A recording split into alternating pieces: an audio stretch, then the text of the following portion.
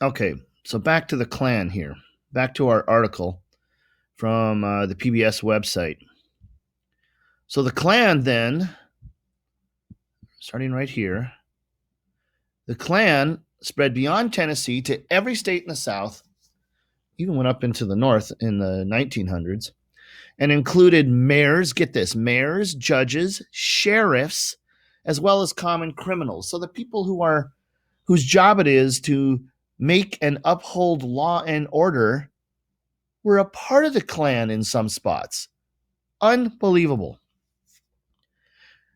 The Klan systematically murdered black politicians and political leaders. It beat, whipped, and murdered thousands and intimidated tens of thousands of others from voting. Remember the 15th Amendment? Well, they wanted to prevent blacks from voting because they were putting black people in power. Power, money. Blacks often tried to fight back, but they were outnumbered and outgunned.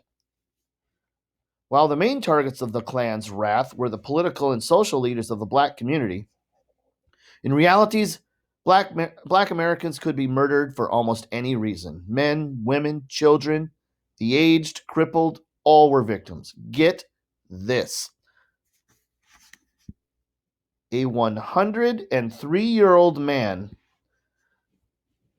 a paralyzed, wait a minute, I'm trying to try this again. A 103-year-old woman was whipped, as was a completely paralyzed man. Why would you whip a paralyzed man? He can't feel it. In Georgia, Abraham Colby, an organizer and leader in the black community, was whipped for hours in front of his wife and children. And this is supposed to be a Christian organization? His little daughter begged the Klansmen, "Don't take my daddy away." She never recovered from the sight and died soon after. Get this, in Mississippi, where our novel takes place, Jack Dupree's throat was cut and he was disemboweled in front of his wife, who had just given birth to twins.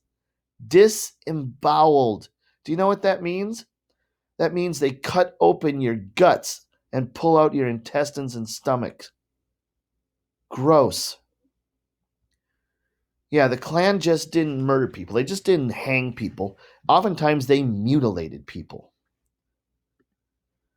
Klansmen burned churches and schools. They lynched teachers and educated blacks. Lynched. Lynching is hanging, murdering for no reason or for just to intimidate, or if they were accused of something. Doesn't matter if they were guilty or innocent, but a big mob would come and they would kidnap someone and then they would hang them and oftentimes mutilate them. I told you I wasn't going to sugarcoat this. Black landowners were driven off their property and murdered if they refused to leave. Blacks were whipped for refusing to work for whites, for having intimate relations with whites. More on that in a second. For arguing with whites, for having jobs whites wanted, for reading a newspaper, or having a book in their homes, or simply for being black. Klan violence led one black man to write, "We have very dark days here. The colored people are in despair. The rebels boast that the Negroes shall not have as much liberty now as they had under slavery. If things go on thus, our doom is sealed, and God knows it is worse than slavery." At first, some state governments fought back. And in time, the Klan was kind of muted. But it made a roaring comeback in 1915. Why?